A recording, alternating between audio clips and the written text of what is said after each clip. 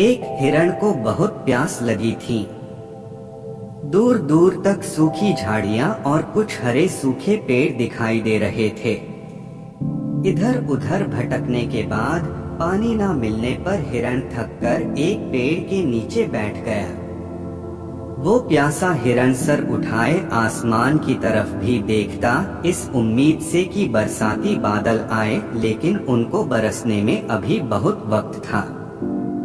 हिरण बहुत मायूस होकर सर जमीन पियार लेट गया, मानो अब हिम्मत ही नहीं थी।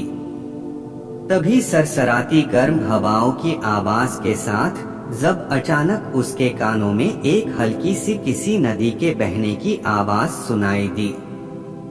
तभी हिरण उठ खड़ा हुआ और धीरे धीरे उस आवाज की तरफ बढ़ने लगा। कुछ दूर चलने के बाद हिरण को एक विशाल गहरी नदी दिखाई दी। यह दृश्य देख हिरण की आंखें चमक गई, शरीर में मानो बिजली की लहर सी दौड़ गई। अब वो हिरण जैसे ही नदी के पानी के पास पहुंचा, तभी वहां से हिरण के बाईं तरफ दूर झाड़ियों से कुछ अजीब सी आवाज आती है। हिरण ने अपनी तेज नजरों से देख लिया कि वो शेर है।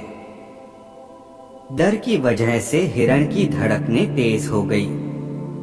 अब जैसे ही हिरण वहां से भागने के लिए दाएं मुड़ा, तभी उसकी नजर दूर एक शिकारी पर पड़ती है, जो उसे मारने के लिए हाथ में तीर धनुष ताने खड़ा था। वहीं हिरण ने पीछे देखा तो प्रचंड गर्मी की वजह से जंगल में भयंकर आग लग चुकी थी। हिरण के आगे गहरी तेज बहाव वाली नदी थी, जिसमें पैर रखना मौत को गले लगाने जैसा था। अब हिरण सोच में पड़ गया कि करें तो करें क्या, चारों तरफ मौत मंडरा रही थी। हिरण के पास वक्त बहुत कम था ये सोचने के लिए कि कैसे बचा जाए इन हालातों से। हिरण प्यास की वजह से पहले ही अधमरा हो चुका था।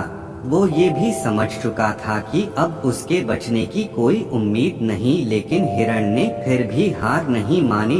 ना जाने अब भी कौन सी सोच उसकी उम्मीदों को टूटने नहीं दे रही थी। हिरण ने अपनी आंखें बंद कर ली। कुछ पलों के लिए हिरण सब भूल गया। हिरण समझ गया कि अब जब मरना ही है तो क्यों ना प्यास बुझाकर ही मरूं। अब पहले प्यास बुझा लूं, फिर क्या करना है क्या नहीं वो अब प्यास बुझाने के बाद ही देखूंगा। हिरण सब कुछ भुलाकर पानी पीने लगा।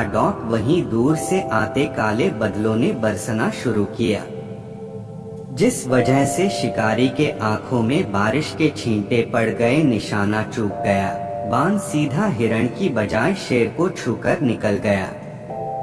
शेर का ध्यान अब हिरण से हटकर उस शिकारी पर जा बैठा। शिकारी वहां से भाग निकला, शेर शिकारी के पीछे दौड़ा। वहीं दूसरी तरफ बारिश के पानी से जंगल की सारी आग भी बुझ चुकी थी। इधर हिरण ने जब प्यास बुझाकर जब बाएं देखा तो शेर वहां नहीं था, फिर दाएं देखा तो शिकारी भी नहीं था, पीछे देखा तो आग भी बुझ चुकी थी। हिरण को कुछ समझ नहीं आया कि ये क्या हुआ। ये सब कहीं मेरे मन का भ्रम तो नहीं था जो प्यास की वजह से मुझे दिखाई दे रही थी।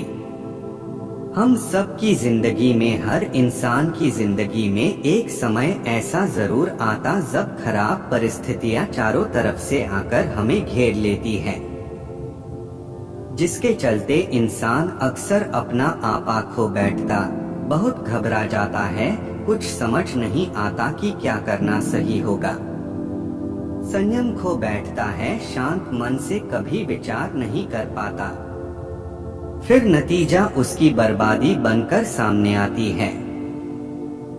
हिरण चाहता तो इधर उधर भागकर जान बचा सकता था, 1% तो चांस था ही, लेकिन नहीं। हिरण ने शांत मन से सोचा और फैसला लिया कि वो पानी पीने आया है और पानी पीकर ही रहूंगा। बिना पानी के अब तक जिंदा लाश ही बनकर घूम रहा था। तो दोस्तों, इस छोटी सी घटना से हमें ये सीख मिलती है कि अक्सर हम लोग जब सफलता के बहुत नजदीक आ चुके होते हैं, तब वक्त हमारी परीक्षा लेने के लिए, हमारा मनोबल परखने के लिए एक बुरा वक्त बनकर चारों तरफ से वार करने लगता है और हम लोग उससे बचने के लिए वो काम छोड़ देते हैं जो करने आए थे और सफलता के बहुत नजदीक आ चुके थे। किस्मत मजबूरी बताकर लक्ष्य बदल लेते हैं। बस इसी वजह से करोड़ों लोग ऐसे हैं जो सफल नहीं हो पाते। तो अब कुछ भी हो, अपना लक्ष्य कभी मत बदलना, डटे रहो, जिद्दी बनकर अपने लक्ष्य को हासिल करो।